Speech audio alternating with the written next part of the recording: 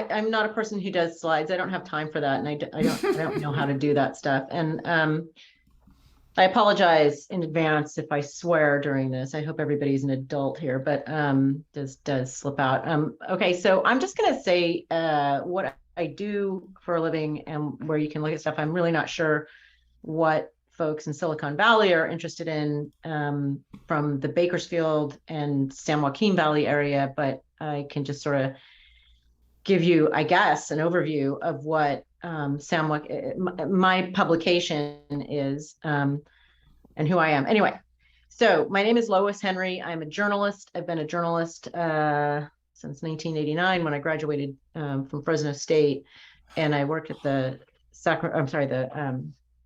Fresno Bee, and then I got a job at the Bakersfield Californian, and I also I was in Sacramento covering the state legislature for a time for the Bakersfield Californian.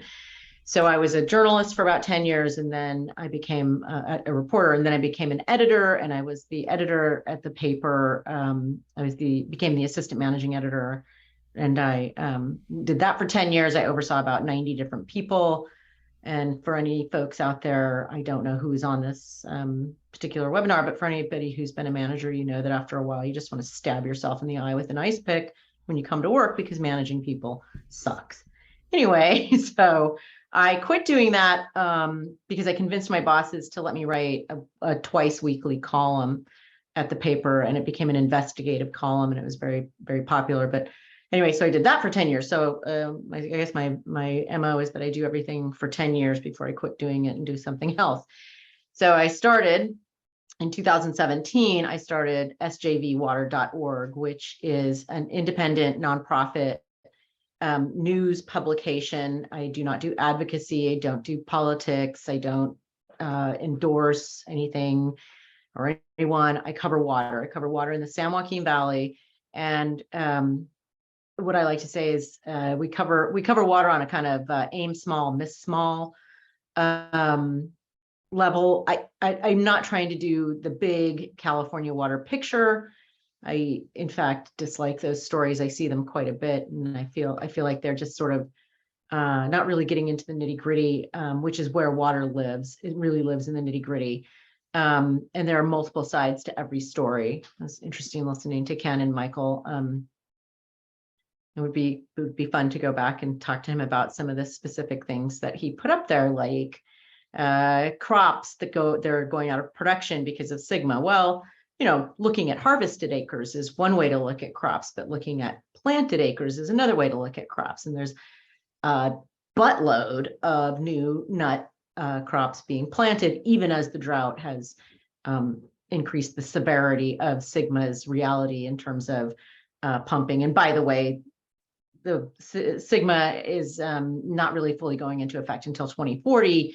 So a lot of what may come down the pike as far as pumping restrictions, et cetera, have not really settled in yet. It's just been sort of the gnashing of teeth and portion of the event. And the submittal of the different plans, which were all found incomplete and inadequate by the state, by the way, in the entire San Joaquin Valley, because they don't address some of the main and big issues. But like I said, the other side of the story is that what I'm finding in SJV water is that these regulations like Sigma that were intended to sort of have a blanket effect of improving the situation really are going to hurt small farmers the worst. And those are the people who hopefully will be able to take advantage of the farmland retirement bill. EDF hates it when I say farmland retirement. They want to say multi-purpose regeneration, whatever they want to say, but it's retiring farmland, which is going to have a huge effect in the valley. Anyway, as you can see, I have a few thoughts on how things work around here.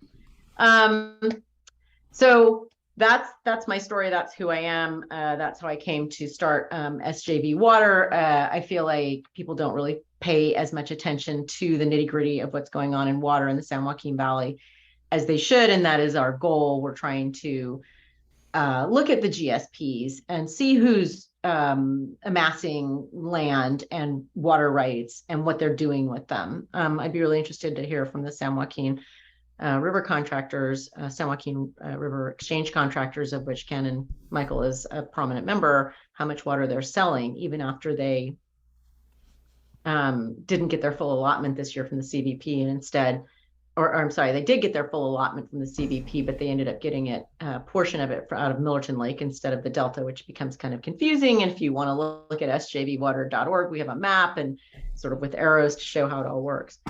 But anyway, I was trying to think about what Silicon Valley folks might be interested in from little sjvwater.org. And I don't know if you know the name John Vidovich, but John Vidovich is a major developer up in your area, Silicon Valley. His dad was Stephen Vidovich. They were apricot farmers back in the day. And then, of course, as things developed, he became a developer and became very wealthy. And John Vidovich has purchased a lot of land down here in the San Joaquin Valley. And along with that land, he has been very wise in terms of how he amasses water rights, and is embroiled in this huge fight with one of the other biggest farmers down here, whose name is Boswell, J.W. Boswell, but it's the J.G. Boswell Farming Company. And in Little Kings County, they are vying for the biggest agricultural entities. I think Boswell has 134,000 acres and Vidovich has 132,000 acres right on his tail. And they're both selling, or they're both moving water south to Kern County, and they're moving it to water districts where neither of them have either any land or very little land, which leads me to believe the person that has the biggest amount of land in these water districts where this Kings County water is going is the Wonderful Company, which is owned by Stuart Resnick. So it leads me to believe that some of that water is probably being sold, or a lot of it's being sold. So when people talk Lois? about a farming crisis, I'm sorry. Is Stuart Resnick, what is he known for? Wonderful, the Wonderful Company. He's a Pomegranates, yes. pomegranates, yeah. Yes, okay. And by the way, John Vidovich lives in the Bay Area in I believe Los Los Gatos. Altos, Los Altos, yeah. yes. So anyway, but please go ahead, because this is kind of amazing stories. So I guess my point is just that, yes, Sigma is going to change this valley, my valley, the San Joaquin Valley, drastically in terms of the amount of acreage that's being farmed. Yes, that is true. People are pumping too much groundwater. That is true. However, restrictions on surface water have forced people to change to pump more groundwater. So that's also true. And then on top of and in between all of this, there is a lot of water sales going on. And everybody wants to say, oh, they're selling it to Los Angeles. Well, not really. They're selling it amongst each other. At some point, they probably will start selling water to Los Angeles. The other thing that you should know is that the Irvine Ranch Water District is buying up land in the San Joaquin Valley like, nobody's business, and they're doing groundwater, quote, banking. And, where is that water going to end up? It's going to end up in the LA area. So it's not just the farmers who are selling out. It's a very specific and long-term effort to shore up water in the Southern Valley, or I'm sorry, the Southern California area, because they don't really have much else that they can do. Their population is growing, and they have done a lot of water conservation down there. And in fact, I think even LADWP. Oh, sorry, I just got a message that we won an award. San Joaquin Valley Water Journalism Award. Anyway, so there's a lot to be keeping track of with that. And I wish you could ask me questions. I do much better answering questions, so I know what people are interested in. The picture behind me, if anyone's interested, that's not a noose. Somebody told me it looked like a noose. That is our Kern River right there. I took this Yes, picture. my first question is, explain the no diving. Oh, no diving. It was a no diving sign. I should have put that up maybe instead. This is the Kern River, as you can see. Not a lot of water in the river here. And on that bridge back there, there's a sign that says no diving. from the bridge. And so I took a picture of that, and I like to run it on my website whenever I do a story about the Kern River and how much water it brings down, and where it goes, because it doesn't go here. As you can see, these forlorn rope swings. It's not a noose.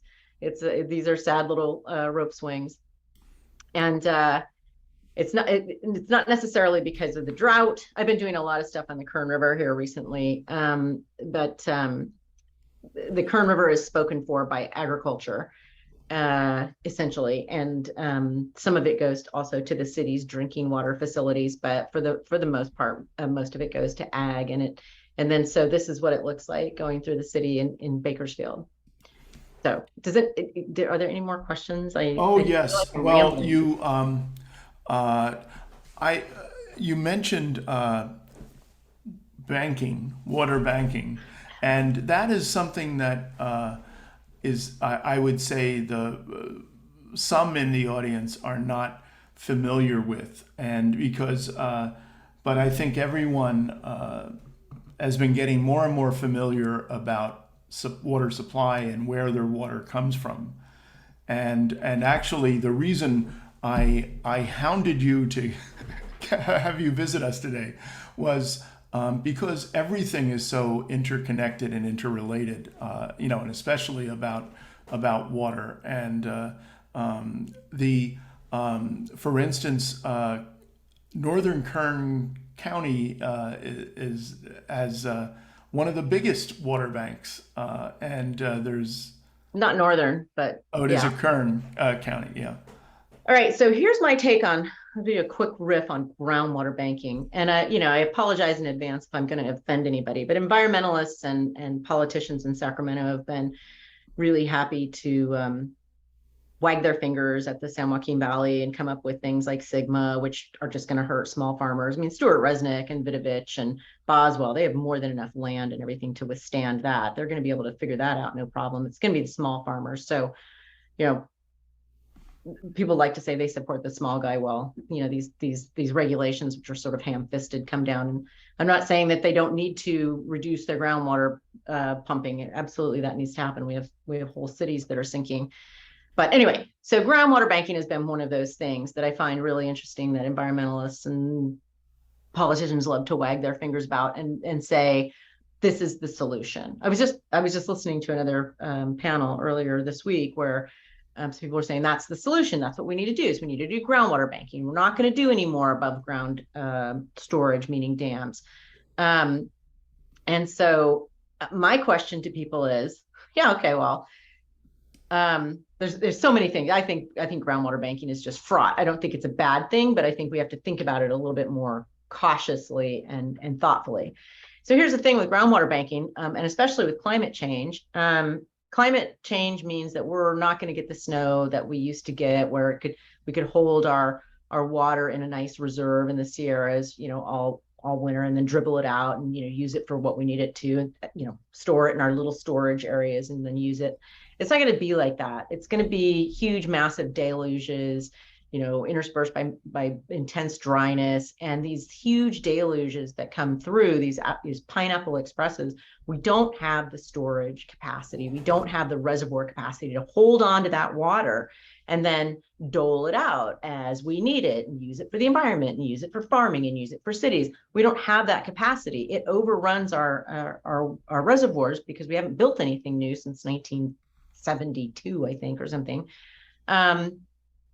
So how are you going to get that water, that deluge that comes occasionally, down to your groundwater banking facilities in an orderly fashion and spread it out onto these percolation ponds, which have a rate? They all have a different rate of percolation, and it doesn't necessarily coincide with the deluge. It goes on its own natural percolation rate.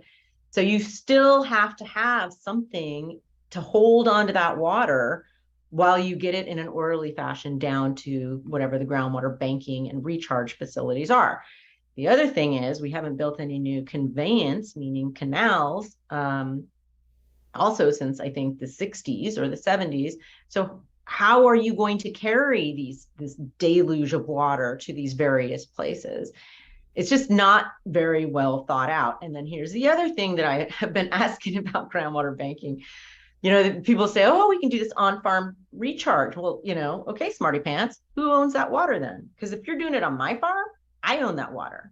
I'm going to put my name on that because now Sigma says you have to credit every drop of groundwater to whoever, quote, owns or controls it and can use it later. So if you're going to potentially tie up my ground and tie up, potentially even harm maybe some of my crops by saying, hey, let's, we've got this huge deluge of water. We need someplace to put it. We're going to put it on Lois's farm.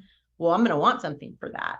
So it's not as well thought out. Nobody, and it's like, okay, nobody's really thinking these things through. And I mean, we already have in Kern County, the reason I'm not, super gung ho on, yeah, the answer is groundwater banking, because we have in Kern County, we have more groundwater banking, I think, in Kern County than the entire rest of the state combined.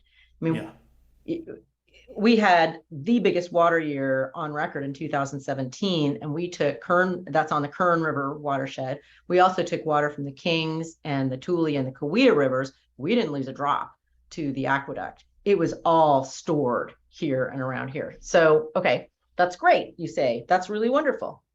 So here we are in an epically dry year, and the city of Bakersfield is having to make deals to get water for drinking water, and we're still having small communities go dry. Why? We stored all that water. We should have access to that water. Why? It should be just completely flush, just practically coming up out of the ground. Fence posts should be going green. Well, not when you know that that water then all became owned and moved and maneuvered and sold and exchanged by the people that owned it, who own the groundwater banks. So there's, like I said, two sides to every story, sometimes four sides to every story. Nobody's right and nobody's wrong, but you have to understand the consequences of where you're going and what you're doing and sort of the things that you're mandating. I mean, yeah, it's great to say, oh, we can't, export more water out of the Delta because, of endangered species. Well, okay. Those systems were created, the CVP and the State Water Project systems were created in the 30s and the 60s in order to alleviate subsidence from over groundwater pumping, all that was already happening down here in the valley. So if you're going to cut off that surface supply, then you have to know what the consequences are going to be down here. And we're such typical Californians. Everybody just sort of like, oh, we're going to do this for whatever, if you want to say the fish, we're going to do it for the fish. We're going to do it for that. But yay, aren't we happy? Aren't we great? What? Towns are sinking? What? Whole cities are going dry in the valley? How could that have possibly happened? Well, duh. This none of this stuff happened in a vacuum, and people knew this. So, you reap what you sow when you kind of do this kind of stuff without thinking, B goes to C, goes to D, goes to E. It's kind of like solar panels. Don't get me started, but what are you going to do when China says, no, you can't have our rare earth minerals? What are you going to do? Anyway, sorry. No. This is great. I wanted to, you mentioned the city of Bakersfield and the Kern River. So I have the Merle Haggard part of the program here. I've seen. I was always partial to the Dave Alvin version, but we have the Merle Haggard. Sacrilege. Sorry, but I like both. But anyway, that song is about a drowning in Kern River, and which presupposes a fair amount of water. Yes. But in the city of Bakersfield, Kern River is dry, right? This is it right here. And there's a possibility for that not to be, but among the stories is about that kind of water allocation or share that was kind of given up. I'm not sure what entity did that, but then the ensuing, kind of grab for that water. And I wondered if you could get into that a little bit. You're going to wonder if I'll stop talking about it after you ask that. Yeah, there's Okay. more questions lined up, but that's we have that. So here's your quick primer on the Kern River. Back in the 1800s, James Ben Ali Hagen and Henry Miller, is a little more complicated than this, but I'll just give you the version. Anyway, Miller had cattle lands to the west, and Hagen wanted that water to move to appropriate it to lands that he owned in the north. And they were the biggest landowners down here, hundreds of thousands of acres, even back in the 1880s. So he built the Callaway Canal, and it basically took the entire flow of the river north to his land. They sued each other. It went to the Supreme Court, California State Supreme Court. California State Supreme Court said, oh, riparian rights trump appropriative rights. And everybody freaked out. They had to call a special legislative session and everything, because you can't have that in California. You're not going to have farming if you say, oh, you can only farm with riparian rights. So anyway, while the Supreme Court was dealing with that fallout and trying to figure out a better system, Miller and Hagen cut a deal. Hagen got most of the river, and Miller got a third of the river part of the year. And those entities then became these different agricultural water districts. And so that law of the river still exists basically today from 1888. So back in 1976, the city of Bakersfield looked around and went, holy shit, we don't have any water, and we're trying to grow. This is really bad. So they were going to do an eminent domain on the Hagen, the iteration of Hagen, which was Tenneco West. It bought out all that stuff from Hagen. They were going to do an eminent domain, and Tenneco made a deal. So ultimately the city bought a slice of they bought the entire river channel up to basically the mouth of the canyon where it comes out from the mountains, and all the weirs and structures, and about 77,000 acre feet a year, I think, on average on the flow. So they bought rights to that for like $7 million. So, I mean, it's an amazing steal in today's world. So that's how the city got its rights, but the majority of the rights are owned by these iterations of Hagen and Miller, various different agricultural water districts. Well, in 2007, two of those districts went to suing each other. Hey, give me that water. No, you're not using it. Hey, screw you. Blah blah blah. Anyway, that went on for 10 years. And in 2007, a state court found that the Kern Delta Water District had forfeited a portion of its rights, about 50,000 acre feet a year. And so, but the state court said, hey, I can't, decide who should get this water. That is the State Water Resources Control Board. Now, remember, when all these rights were established, it was before the Water Resources Control Board existed. So these are what's called pre-1914 rights. They're sacrosanct rights, or so people think, although the Water Board is taking a different view of that these days. But anyway, so that went up to the State Water Resources Control Board. And then, there was this huge rush of people applying for that water. And the city of Bakersfield was one of the applicants, and pledged in its application, which I've learned has the force of law, by the way. Or they said, okay, well, we're going to get that 50,000. If we get that 50,000 acre feet, we're going to run it down the riverbed, not for any other reason than just to have a flipping river. So fast forward to today. The State Water Resources Control Board has just started holding hearings on those applications. And a couple of different public interest groups have formed in that time, and they had been supporting Bakersfield in its quest to get the water, saying, hey, nobody's ever really looked at the public trust issues of this water, and just the fact of having a river, is actually part of the public trust, and the state really has an obligation to look at that. And the State Water Resources Control Board hearing officer last December said, well, I'm not going to look at public trust until after I decide all this stuff. So they got pissed off, obviously, the public interest groups. And just today, I just wrote a story that appeared on sjvwater.org today, like minutes before I came on this panel. I just have it up here. That the city of Bakersfield is probably going to get sued by these public interest groups that had been in its corner, because they're saying, it doesn't matter that you have these contracts and these, rights and decrees and all that kind of stuff from 1880 and 1905, et cetera, et cetera. you're the owner of the riverbed. You are the operator, city, of how the river actually moves. You know where water goes, and you have not done a study to determine whether these actions are harming the public trust, and you need to do a study to do that.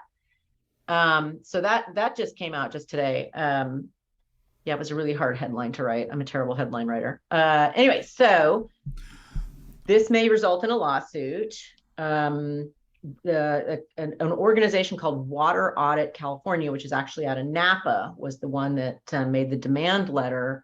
They have not filed a lawsuit yet, but I guess the city came back. So the city came out and said, well, we are kind of doing a study, although I had heard that they were doing some sort of a study, and I've been trying to get a hold of their scope and timeline and whether they've got an RFP, and there's no such document that exists. So I don't know what this study is actually going to be all about, but it'll be interesting to see where this goes, because the public trust doctrine could be a major factor for the first time in the river's history, even after the public got ownership of a slice of it. Sorry, is that too long of a And by the way, primer? once I have on screen now, I did go to the support SJV water screen. I you. recommend subscribing. It's a free subscription, and you will learn to love it.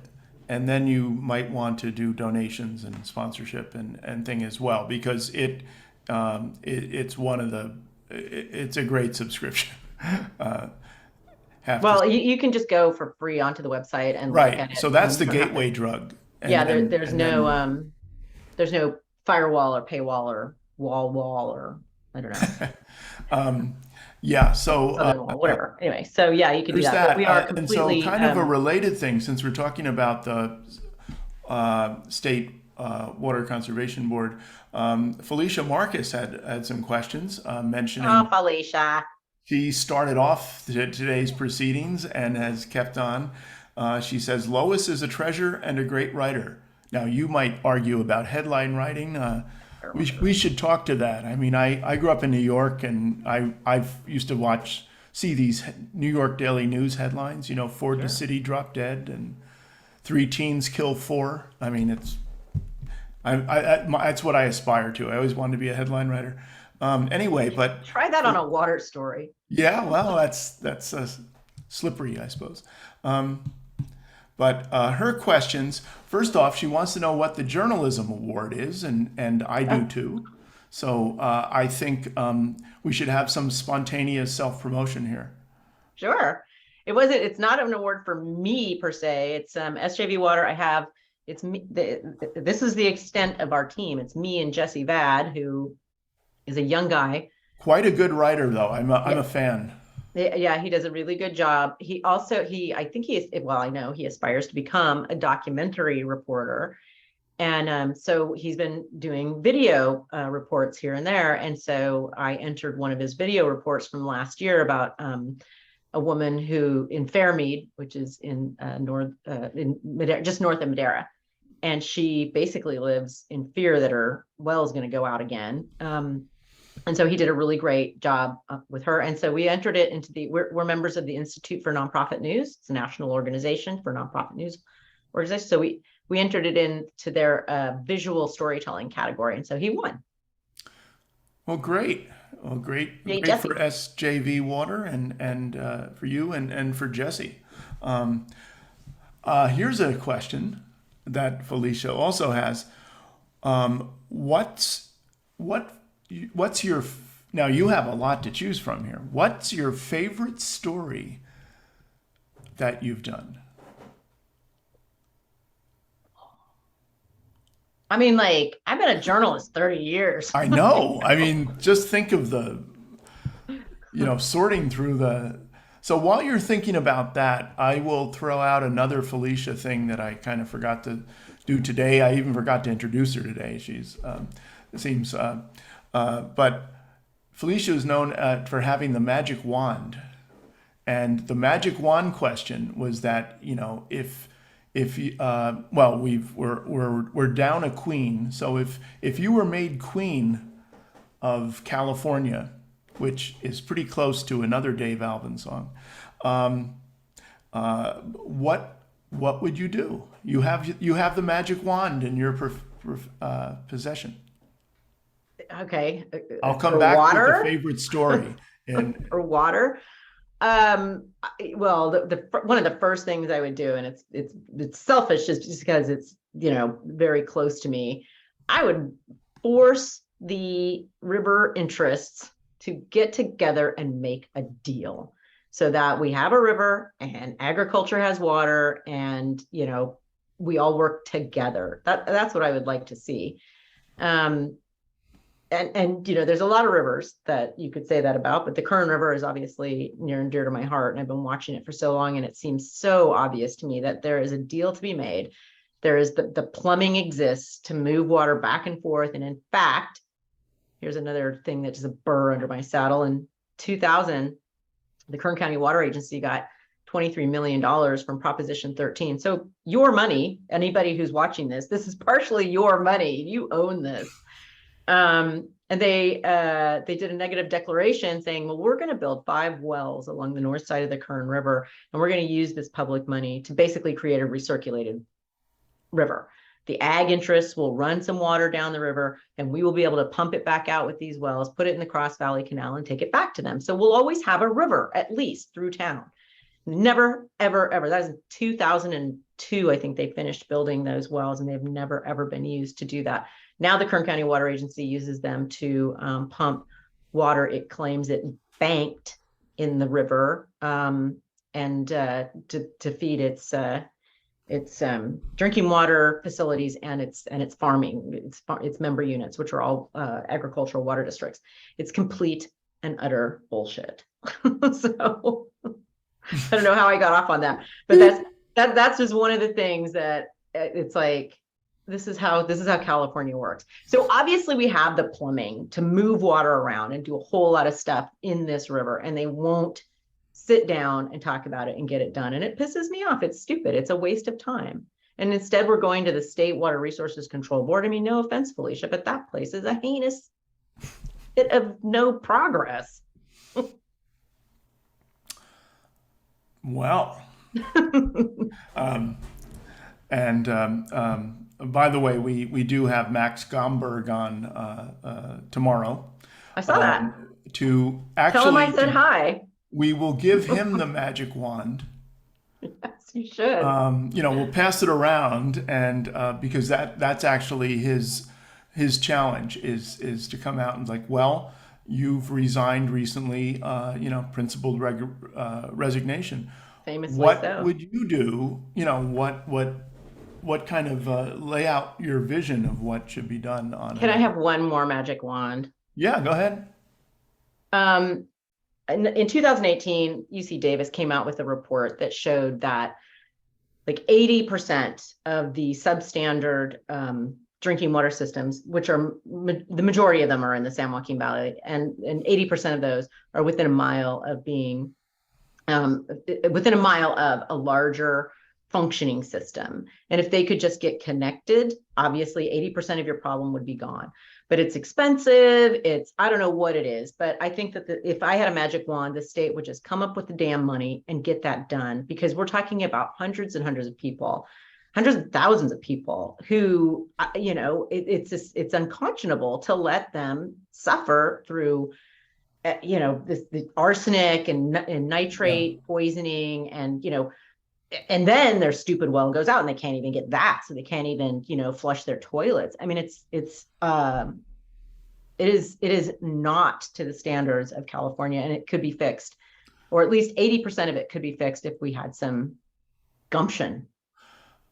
I'd like to ask actually a clarifying question for me, and a lawyer would never ask this because they don't know the answer to it. But my question is, within Sigma, you mentioned small farms, as being affected Vulnerable. most adversely, say with Sigma. Are there provisions in Sigma for small farms in terms of? I mean, are there any kind of carve outs as far as minimum amount of water or pumping availability?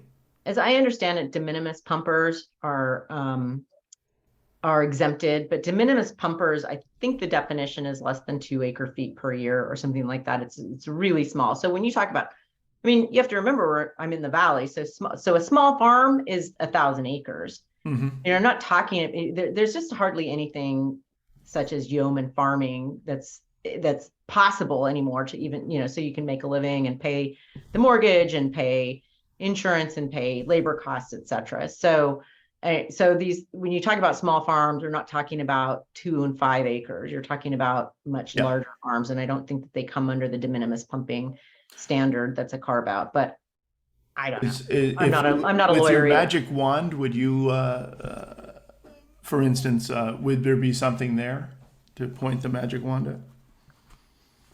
I think you should do some sort of, I think we should have, and I don't know if this was even possible to get done at some point, but you should have been able to, we should have been able to measure the pumping, who's doing what kind of pumping, where, and then go from there in terms of trying to regulate it. Because I think that just the blanket regulations, like I said, I think it's just ham-fisted, and it's gonna result in not cutting out people who are monocropping and making massive amounts of money from monocropping by selling it to China and India. I'm talking about almonds and pistachios there.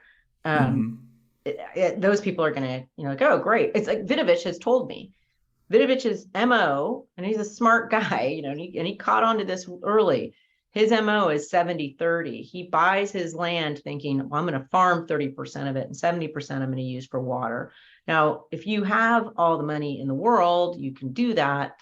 But I've talked to farmers who are like, well, I have like 200 or 300 acre patches that I have in different places. And there's no way that I can make a living unless every single one of those patches is operating and functioning and providing yield.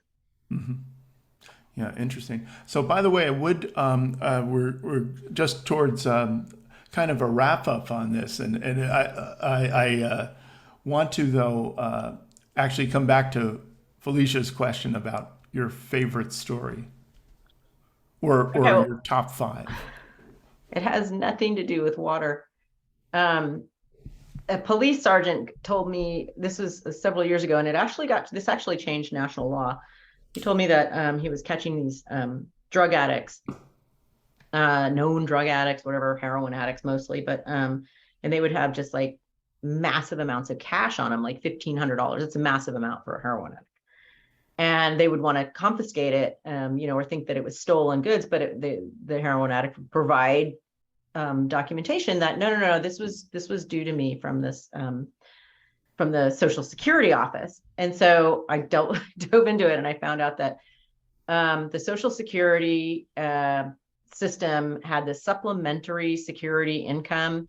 And if you were mentally ill or incapacitated from drug addiction or alcoholism so that you couldn't work, you could, get this very subsistence level payments.